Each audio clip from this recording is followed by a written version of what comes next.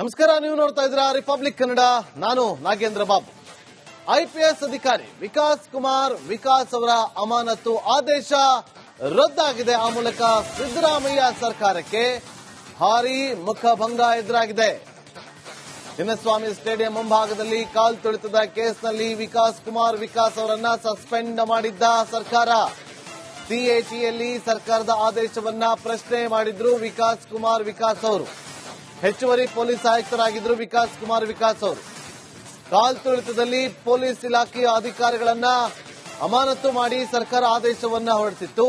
ಆ ಆದೇಶದ ವಿಚಾರವಾಗಿ ಸಿಎಟಿಗೆ ಹೋಗಿದ್ದಂತಹ ವಿಕಾಸ್ ಕುಮಾರ್ ವಿಕಾಸ್ ಅವರು ಈಗ ಸಿಎಟಿ ಅಮಾನತನ್ನ ರದ್ದು ಮಾಡಿದೆ.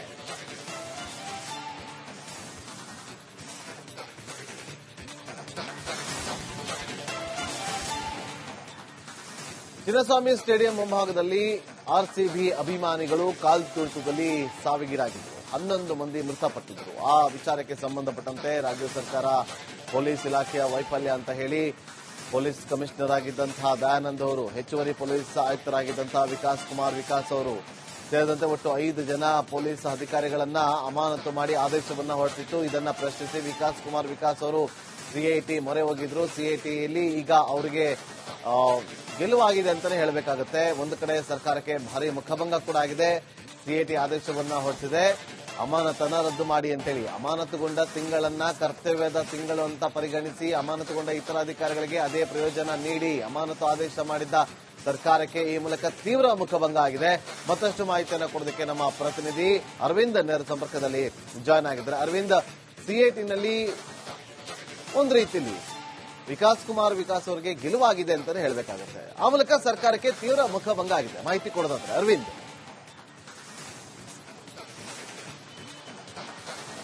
ಖಂಡಿತ ನಾಗೇಂದ್ರ ಬಾಬು, ಚಿನ್ನಸ್ವಾಮಿ ಸ್ಟೇಡಿಯಂ ಬಳಿಯ ಕಾಲ್ತುಳಿತ ಪ್ರಕರಣಕ್ಕೆ ಸಂಬಂಧಪಟ್ಟಂತೆ ಪೊಲೀಸರನ್ನ ಹೊಣೆ ಮಾಡಿ 5 ಐಪಿಎಸ್ ಅಧಿಕಾರಿಗಳನ್ನ ಅಮಾನತು ಮಾಡಿ ಆದೇಶವನ್ನ ಮಾಡಿರ್ತಾರೆ. ಅದಾದ ಬಳಿಕ ಒನ್ ಮ್ಯಾನ್ ಕಮಿಷನ್ ಆಗಿರ್ಬೋದು, ಮ್ಯಾಜಿಸ್ಟ್ರೇಟ್ ತನಿಖೆ ಆಗಿರ್ಬೋದು, ಇವೆಲ್ಲ ತನಿಖೆಗಳು ಕೂಡ ನಡೀತಾ ಇರುತ್ತೆ. ವಿಚಾರಣೆಗೆ ಐಪಿಎಸ್ ಅಧಿಕಾರಿಗಳು ಕೂಡ ಹಾಜರಾಗಿರ್ತಾರೆ. ಅದಾದ ಬಳಿಕ ವಿಕಾಸ್ ಕುಮಾರ್ ವಿಕಾಸ್ ಅವರು ಪೊಲೀಸ್ ಆಯುಕ್ತರೇನಿರ್ತಾರೆ ಅವರು ಹಾಗೆ ವಿಕಾಸ್ ಕುಮಾರ್ ವಿಕಾಸ್ ಅವರು ಸ್ಯಾಟ್ ನ ಬಳಿ ಹೋಗಿರುವಂತದ್ದು. ಅದರ ಮೊರೆ ಹೋಗಿ ತಮಗಾದಂತಹ ಈ ಅನ್ಯಾಯದ ಬಗ್ಗೆ ಪ್ರಶ್ನೆಯನ್ನ ಎತ್ತಿರ್ತಾರೆ. ಈಗ ಸದ್ಯ ಸ್ಯಾಟ್ ಏನಿದೆ, ಕೇಂದ್ರೀಯ ಆಡಳಿತ ನ್ಯಾಯಮಂಡಳಿ, ಈಗ ಒಂದು ಆದೇಶವನ್ನ ಹೊರಡಿಸಿರುವಂತದ್ದು. ಈ ಅಮಾನತ್ ಏನಿದೆ, ಈ ಅಮಾನತನ್ನ ರದ್ದುಪಡಿಸಬೇಕು ಅಂತ ಸರ್ಕಾರಕ್ಕೆ ಆದೇಶ ಮಾಡಿ ನಿರ್ದೇಶನವನ್ನ ಹೊರಡಿಸಿರುವಂತದ್ದು. ಜೊತೆಗೆ ಈ ಅಮಾನತಾದಂತಹ ಕರ್ತವ್ಯದ ತಿಂಗಳಾಗಿ, ಅಂದ್ರೆ ಅಮಾನತುಗೊಂಡಂತಹ ತಿಂಗಳೇನಿರುತ್ತೆ ಅದನ್ನು ಕೂಡ ಅವರು ಕರ್ತವ್ಯ ನಿರ್ವಹಿಸಿದ್ದಾರೆ ಎನ್ನುವಂತಹ ತಿಂಗಳಾಗಿ ಒಂದು ಪರಿಗಣಿಸಬೇಕು ಅನ್ನುವಂತಹ ಆದೇಶವನ್ನ ಮಾಡಿದ್ದಾರೆ. ಜೊತೆಗೆ ಇನ್ನುಳಿದಂತಹ ಐಪಿಎಸ್ ಅಧಿಕಾರಿಗಳೇನಿದ್ರು ಅವ್ರಿಗೂ ಕೂಡ ಅದೇ ಪ್ರಯೋಜನವನ್ನ ನೀಡಬೇಕು ಅನ್ನುವಂತಹ ಆದೇಶವನ್ನ ಸದ್ಯ ಸ್ಯಾಟ್ ಮಾಡಿರುವಂತದ್ದು. ಈ ಸೆಂಟ್ರಲ್ ಅಡ್ಮಿನಿಸ್ಟ್ರೇಟಿವ್ ಕಮಿಟಿ ಏನಿದೆ ಇಲ್ಲಿ ಅವರು ತಿಳಿಸಿರುವಂತದ್ದು, ಒಟ್ಟಾರೆಯಾಗಿ ಅಂದ್ರೆ ಸರ್ಕಾರ ಏನು ಈ ಒಂದು ಆ ಒಂದು ಘಟನೆಗೆ ಅಧಿಕಾರಿಗಳನ್ನ ಹೊಣೆ ಮಾಡಿತ್ತು, ಅದಕ್ಕೆ ಸಂಬಂಧಪಟ್ಟಂತೆ ಸರ್ಕಾರದ ನಿರ್ಧಾರ ಈಗ ಎಲ್ಲೋ ಒಂದು ಕಡೆ ಸರ್ಕಾರಕ್ಕೆ ಮುಖಭಂಗ ಆಗಿರುವಂತದ್ದು. Nagendra Babu. Okay, thank you Arvind ನಿಮ್ಮೆಲ್ಲ ಮಾಹಿತಿಗಾಗಿ.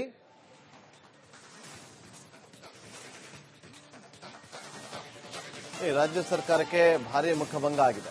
ವಿಕಾಸ್ ಕುಮಾರ್ ವಿಕಾಸ್ ಅವರ ಅಮಾನತನ್ನ ರದ್ದು ಮಾಡಿ ಅಂತ ಹೇಳಿ ಸಿಐಟಿ ಆದೇಶವನ್ನ ಕೊಟ್ಟಿದೆ. ಆ ಮೂಲಕ ಸರ್ಕಾರಕ್ಕೆ ಭಾರಿ ಮುಖಭಂಗ. ಕಾಲ್ ತುಳಿತದ ವಿಚಾರವಾಗಿ ಪೊಲೀಸ್ ಇಲಾಖೆಯವರದ್ದು ವೈಫಲ್ಯ ಅಂತ ಹೇಳಿ ಸರ್ಕಾರ ಅಮಾನತನ್ನ ಮಾಡಲಾಗಿದೆ.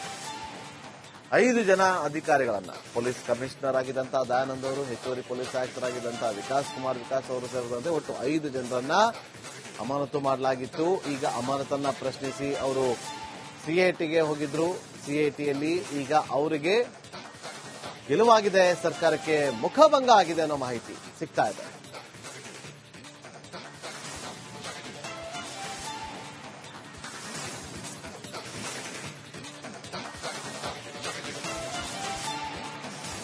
ನಮಸ್ಕಾರ. ನೀವು ನೋಡ್ತಾ ಇದ್ದೀರಾ ರಿಪಬ್ಲಿಕ್ ಕನ್ನಡ.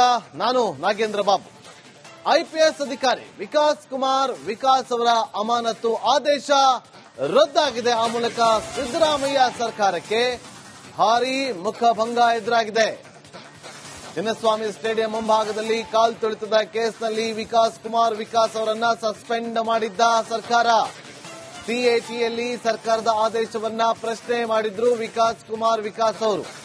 ಹೆಚ್ಚುವರಿ ಪೊಲೀಸ್ ಆಯುಕ್ತರಾಗಿದ್ದರು ವಿಕಾಸ್ ಕುಮಾರ್ ವಿಕಾಸ್ ಅವರು. ಕಾಲ್ತುಳಿತದಲ್ಲಿ ಪೊಲೀಸ್ ಇಲಾಖೆಯ ಅಧಿಕಾರಿಗಳನ್ನ ಅಮಾನತು ಮಾಡಿ ಸರ್ಕಾರ ಆದೇಶವನ್ನ ಹೊರಡಿಸಿತ್ತು. ಆ ಆದೇಶದ ವಿಚಾರವಾಗಿ ಸಿಐಟಿಗೆ ಹೋಗಿದ್ದಂತಹ ವಿಕಾಸ್ ಕುಮಾರ್ ವಿಕಾಸ್ ಅವರು ಈಗ ಸಿಐಟಿ ಅಮಾನತನ್ನ ರದ್ದು ಮಾಡಿದೆ.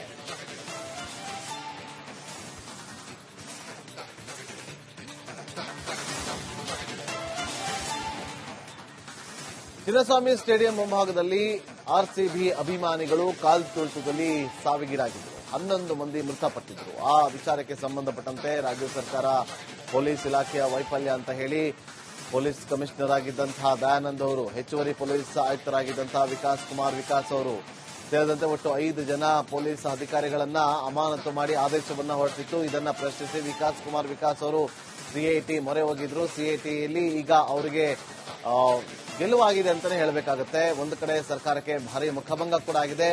ಸಿಐಟಿ ಆದೇಶವನ್ನ ಹೊರಡಿಸಿದೆ, ಅಮಾನತನ್ನ ರದ್ದು ಮಾಡಿ ಅಂತೇಳಿ. ಅಮಾನತುಗೊಂಡ ತಿಂಗಳನ್ನ ಕರ್ತವ್ಯದ ತಿಂಗಳು ಅಂತ ಪರಿಗಣಿಸಿ ಅಮಾನತುಗೊಂಡ ಇತರ ಅಧಿಕಾರಿಗಳಿಗೆ ಅದೇ ಪ್ರಯೋಜನ ನೀಡಿ ಅಮಾನತು ಆದೇಶ ಮಾಡಿದ್ದ ಸರ್ಕಾರಕ್ಕೆ ಈ ಮೂಲಕ ತೀವ್ರ ಮುಖಭಂಗ ಆಗಿದೆ. ಮತ್ತಷ್ಟು ಮಾಹಿತಿಯನ್ನು ಕೊಡೋದಕ್ಕೆ ನಮ್ಮ ಪ್ರತಿನಿಧಿ ಅರವಿಂದ್ ನೇರ ಸಂಪರ್ಕದಲ್ಲಿ ಜಾಯ್ನ್ ಆಗಿದ್ದಾರೆ. ಅರವಿಂದ್, ಸಿಐಟಿನಲ್ಲಿ ಒಂದು ರೀತಿಯಲ್ಲಿ ವಿಕಾಸ್ ಕುಮಾರ್ ವಿಕಾಸ್ ಅವರಿಗೆ ಗೆಲುವಾಗಿದೆ ಅಂತಾನೆ ಹೇಳಬೇಕಾಗುತ್ತೆ. ಆ ಮೂಲಕ ಸರ್ಕಾರಕ್ಕೆ ತೀವ್ರ ಮುಖಭಂಗ ಆಗಿದೆ. ಮಾಹಿತಿ ಕೊಡೋದಾದ್ರೆ ಅರವಿಂದ್.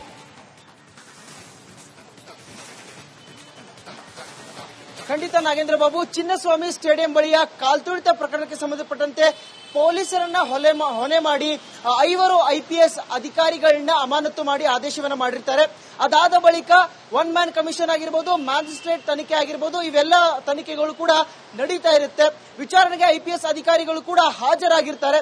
ಅದಾದ ಬಳಿಕ ವಿಕಾಸ್ ಕುಮಾರ್ ವಿಕಾಸ್ ಅವರು ಪೊಲೀಸ್ ಆಯುಕ್ತರೇನಿರ್ತಾರೆ ಅವರು ಹಾಗೆ ವಿಕಾಸ್ ಕುಮಾರ್ ವಿಕಾಸ್ ಅವರು ಸ್ಯಾಟ್ ನ ಬಳಿ ಹೋಗಿರುವಂತದ್ದು, ಅದರ ಮೊರೆ ಹೋಗಿ ತಮಗಾದಂತಹ ಈ ಅನ್ಯಾಯದ ಬಗ್ಗೆ ಪ್ರಶ್ನೆಯನ್ನ ಎತ್ತಿರ್ತಾರೆ.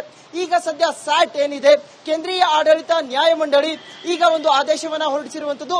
ಈ ಅಮಾನತ್ ಏನಿದೆ, ಈ ಅಮಾನತನ್ನ ರದ್ದುಪಡಿಸಬೇಕು ಅಂತ ಸರ್ಕಾರಕ್ಕೆ ಆದೇಶ ಮಾಡಿ ನಿರ್ದೇಶನವನ್ನ ಹೊರಡಿಸಿರುವಂತದ್ದು. ಜೊತೆಗೆ ಈ ಅಮಾನತಾದಂತಹ ಕರ್ತವ್ಯದ ತಿಂಗಳಾಗಿ, ಅಂದ್ರೆ ಅಮಾನತುಗೊಂಡಂತಹ ತಿಂಗಳೇನಿರುತ್ತೆ ಅದನ್ನು ಕೂಡ ಅವರು ಕರ್ತವ್ಯ ನಿರ್ವಹಿಸಿದ್ದಾರೆ ಅನ್ನುವಂತಹ ತಿಂಗಳಾಗಿ ಒಂದು ಪರಿಗಣಿಸಬೇಕು ಅನ್ನುವಂತಹ ಆದೇಶವನ್ನ ಮಾಡಿದ್ದಾರೆ. ಜೊತೆಗೆ ಇನ್ನುಳಿದಂತಹ IPS ಅಧಿಕಾರಿಗಳೇನಿದ್ರು ಅವ್ರಿಗೂ ಕೂಡ ಅದೇ ಪ್ರಯೋಜನವನ್ನ ನೀಡಬೇಕು ಅನ್ನುವಂತಹ ಆದೇಶವನ್ನ ಸದ್ಯ ಸ್ಯಾಟ್ ಮಾಡಿರುವಂತದ್ದು. ಈ ಸೆಂಟ್ರಲ್ ಅಡ್ಮಿನಿಸ್ಟ್ರೇಟಿವ್ ಕಮಿಟಿ ಏನಿದೆ ಇಲ್ಲಿ ಅವರು ತಿಳಿಸಿರುವಂತದ್ದು, ಒಟ್ಟಾರೆಯಾಗಿ ಅಂದ್ರೆ ಸರ್ಕಾರ ಏನು ಈ ಒಂದು ಆ ಒಂದು ಘಟನೆಗೆ ಅಧಿಕಾರಿಗಳನ್ನ ಹೊಣೆ ಮಾಡಿತ್ತು, ಅದಕ್ಕೆ ಸಂಬಂಧಪಟ್ಟಂತೆ ಸರ್ಕಾರದ ನಿರ್ಧಾರ ಈಗ ಎಲ್ಲೋ ಒಂದು ಕಡೆ ಸರ್ಕಾರಕ್ಕೆ ಮುಖಭಂಗ ಆಗಿರುವಂತದ್ದು. Nagendra Babu. Okay, thank you Arvind ನಿಮ್ಮೆಲ್ಲ ಮಾಹಿತಿಗಾಗಿ.